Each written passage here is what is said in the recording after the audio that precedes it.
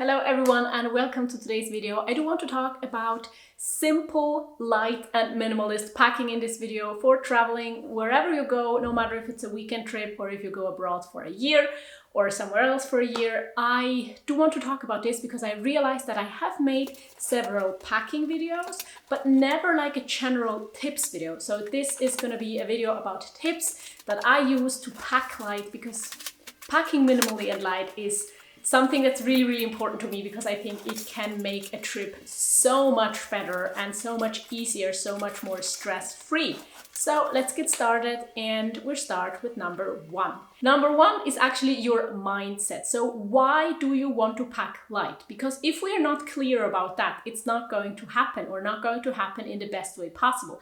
I think if you think it would be nice to pack pretty light, but then you see all of the things you want to bring and you see you have space in your suitcase or your backpack, you might just end up taking more than you actually need, and your intention to pack light is not going to work out. So I think it really makes sense to think about all the benefits of light packing and visualizing them to make sure that you actually want to pack light and don't just think it would be nice, but you actually put in the effort to pack light and to have light luggage. So I think one of the things is it's just so much less exhausting if your back doesn't hurt, if your arms do not hurt, if you don't have like the problem of having super heavy suitcases that you have to carry up like stairs, or log into a car or anything like that. If you have light luggage, you can kind of forget about your luggage. You can enjoy your trip without thinking about this mountain of stuff that you have to take with you. So your trip can be about the things that you want to do and not about managing your luggage. Also, maybe you can remember trips where it didn't work out so well and where in the end it was just exhausting and you couldn't do all the stuff you wanted to do on maybe traveling days because you were stuck with your luggage, couldn't really take it through the whole city, or you were just so exhausted after a traveling day that because of your heavy luggage. And I think that really helps too, to just want to avoid that. Another thing to think about when we talk about the mindset and the intention to travel light is that it makes it easier if your everyday life is already a bit more minimal. Because if you have like a 10-step skincare routine you absolutely need to do every single day, then you also have to take that with you on your trip. Now, I, for example, only use water on my face, and that might not be because I'm the perfect minimalist, but because I'm just lucky or privileged that my skin works that way and mostly doesn't break out. But just think about the routines and things you do in your everyday life. And you just have to find a balance to which things are important to take with you and which are just adding weight. For example, when we talk about makeup, I don't use any, so I don't have to bring any, neither in my everyday life nor on trips. But a lot of people enjoy makeup, and there's absolutely nothing wrong with that. But maybe if you go like on a vacation and you spend a lot of time at the beach or in nature, you just don't need the full makeup package, and you can think about just bringing a small amount of it, and that will save you a lot of space, maybe troubles at the airport, and also just makes your luggage a lot lighter. And then the second really important thing, I think, is what kind of luggage, like piece, are you going to take?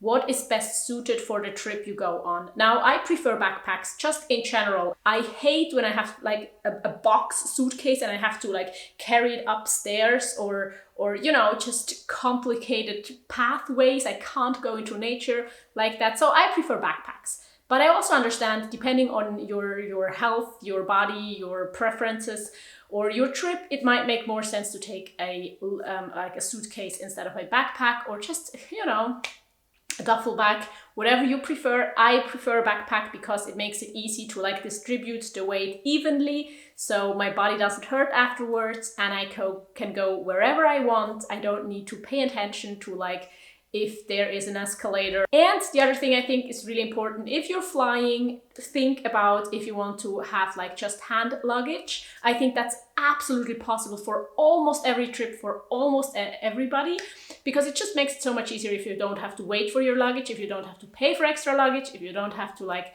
fear that it's going missing or anything like that. Another thing is the size of your luggage, and there I really think you should pay a lot of attention to what kind of trip you're going on and how long it's going to be, how much you want to take. Because if you take like a big piece of luggage and you still plan on packing light, that might work. But for me, I've realized during the past, I've tried to pack light for over 10 years now, that whenever I have like a bigger piece of luggage, it kind of magically fills up. So I make sure that you don't take too small of a luggage piece, because that's also really annoying and exhausting if you have to stuff things in there and if it doesn't really fit. But also don't take too big of a luggage piece for it to not like magically fill up, and then you end up with more luggage than you wanted to take. But here I also want to like share what kind of luggage brand I use, and that is Wakes.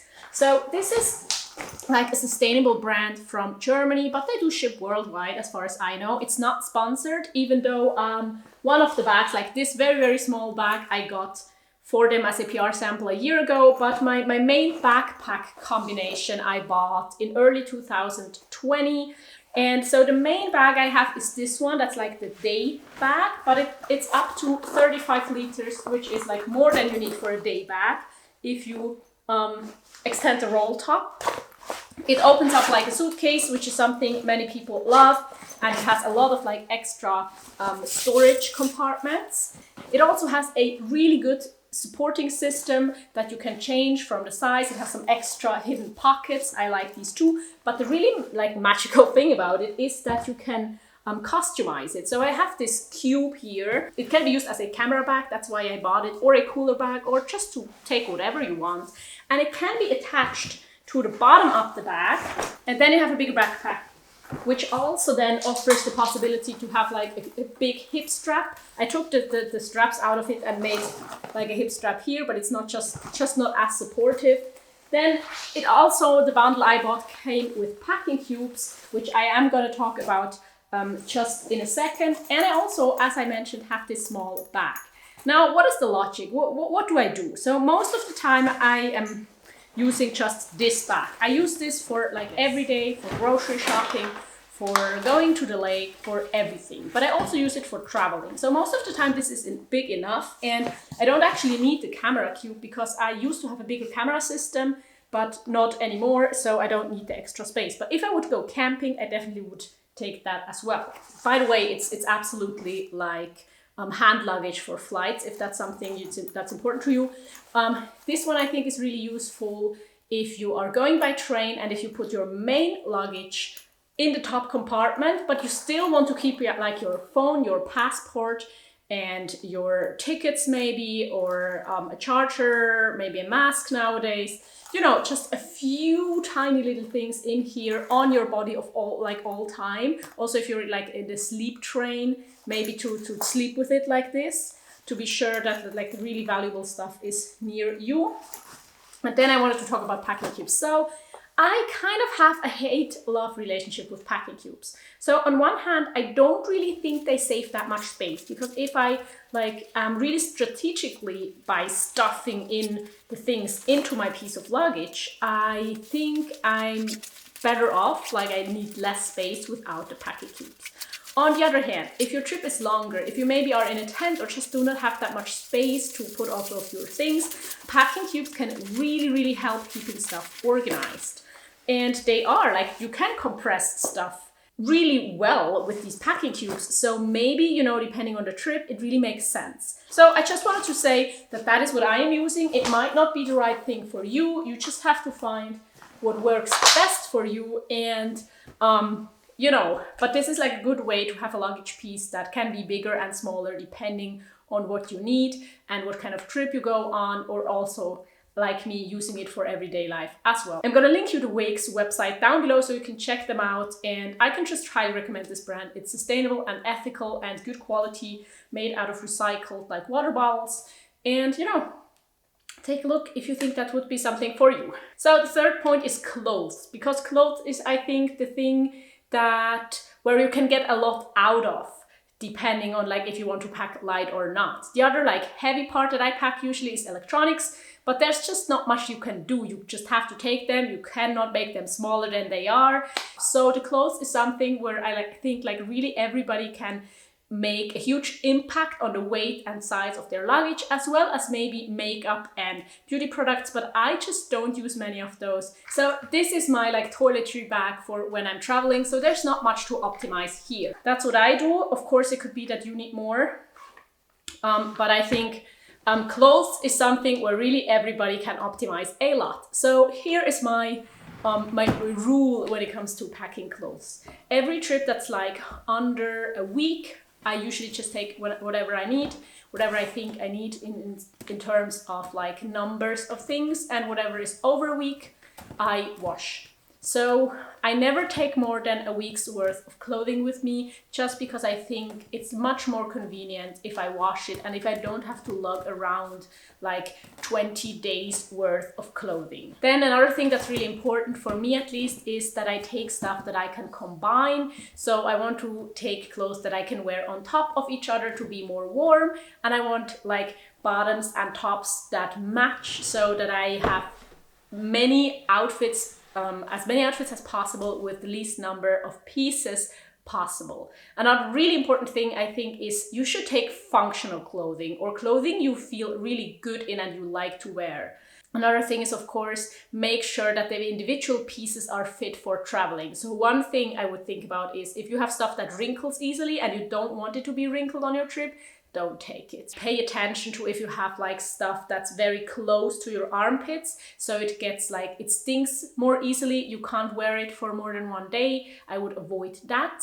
Also, when it comes to materials, there are materials that like smell more easily than others, so maybe you take the ones that do not smell that easily with you to make sure you can wear it 2 or even 3 days. And make sure that there is something at home that you can wear when you get home, because I think it would be really bad if you come home with this huge mountain of stuff you need to do laundry with, and then you open your drawer after showering and you don't even have a pair of underwear to wear because you took all of them with you and now every one of them is dirty. You can also check out the videos that I'm gonna link up here for you to just see what amount I take for like a weekend, or one trip I went on and I packed for was a week, another one was like 10 days. So you can kind of like get a picture of the amount of stuff that I take. Another thing that I wanted to share with you before moving on to the next thing is this Scruba wash pack, and it has this texture here, and you fill like your clothes and some water and some detergent in here, and then you can use it like a washing machine. So I think this is like a really convenient item, and you can like make it really, really, really small, just like this. I've had it for like maybe 4 or 5 years and I used it a lot. But I do also have to say, if you have sinks and like a lot of infrastructure where you're going, you don't really need to take this if it's just for making laundry. And then the fourth thing, if you're like really packing, trying to decide which item to bring and which item not to bring, I have like the most powerful light packing question to ask for you, to make sure that you only bring what is really valuable. And that is, what is the worst thing that would happen if I don't bring this? Now, I've shared this question before, and I'm gonna share it more in every packing video that I make, I guess, because I really just think it's so important. It's also not one that I came up with, but I read somewhere else, I think a few years ago, but I think it's just really, really, really, really helpful. So for me, that would mean if I think about bringing, let's say, the 3rd pair of pants, of long pants, then I would ask myself, like, what is the worst thing that could happen if I don't bring this pair of pants? So because I already have 2 other pair of pants, if one is dirty or gets wet, I can wear the other one. And there is like the slight chance that one is dirty, I haven't washed it, I'm wearing the other one, and now I'm getting wet. And then I maybe only have like a pair of shorts and not a pair of long pants anymore. And then I would need this 3rd pair of pants. But I can really like think of like, how likely is this? How bad would it be if I just wear the shorts for half a day while washing the other pair or letting it dry? How bad would it also maybe be, like worst case scenario, if I just stayed home that day, or if I borrowed a pair of pants from somebody else? Like, it's really, really unlikely that I need that 3rd pair. And so I can just really think about if it's worth taking it. For other things, maybe if you are debating about taking, you know, an extra spall of shampoo because the one you have, you're not sure if it's gonna be enough, then I would just think like the worst thing that can happen is you run out of shampoo, but the thing you can do then is buy a new shampoo. And the worst thing that could happen there is that you don't find the brand you usually use and you have to buy a brand that you don't like 100% like. You get the idea. I hope it's useful for you as well, this question. I think this really helps me to like boil down to the things that are really necessary to bring for a trip. Now let's move on to the last one, which I also think is really helpful when packing light. So what I just want to tell you and what I want to remind myself of every time I pack and I like question myself if I'm bringing enough stuff is that there are people that travel without luggage. Now, the most extreme example is a book I read a few years ago. If I find the title again, I'm gonna link it down below for you. That was a couple traveling with just like, he put all of his stuff in his pockets of his like pants, and she brought like a small bag with one extra pair of underwear, I think, some menstrual products, and her phone charger. And then they went on a trip across Europe for several weeks without any like planned accommodation and, you know, without plan, without luggage. And it actually worked very, very well. You know, I like to bring another outfit or 2 other outfits to change and wash and be safe if it's really impossible to do laundry for one day. But keeping in mind that there are people that travel with a lot less luggage, I think that really helps us to believe in ourselves and to know that it is possible to travel, let's say, with just hand luggage measurements and size and weight for several weeks or wherever and however long you're going. So I kind of just want to say it's possible. It's possible to travel light. It's really possible to travel even a lot lighter than I do. I also want to say that sometimes, of course, you just have to take a lot of stuff and there's not really an option. I don't think you should beat yourself up. For example, if you have like a small baby you're traveling with, if you need like medicine or like just other like healthcare accessories, a wheelchair, things like that, an instrument, sports equipment. Sometimes it's just a lot and it's maybe impossible to pack super light, but it's always possible to just reevaluate the stuff you want to bring to make sure that you are at least not bringing stuff that you will regret, that you will just carry around and not even use on your trip. So I hope you have safe travels, exciting journeys ahead. I myself am gonna go on an interrail cabin trip for an entire month in Scandinavia this summer in August. So I'm really excited to take you along while packing and traveling and answering your questions you have. And now I hope this video was useful, and I am gonna link you a playlist of the packing videos that I've mentioned in this video, because I think that can really be helpful to get like a more specific picture of how to pack light. I hope to see you right there, and bye bye!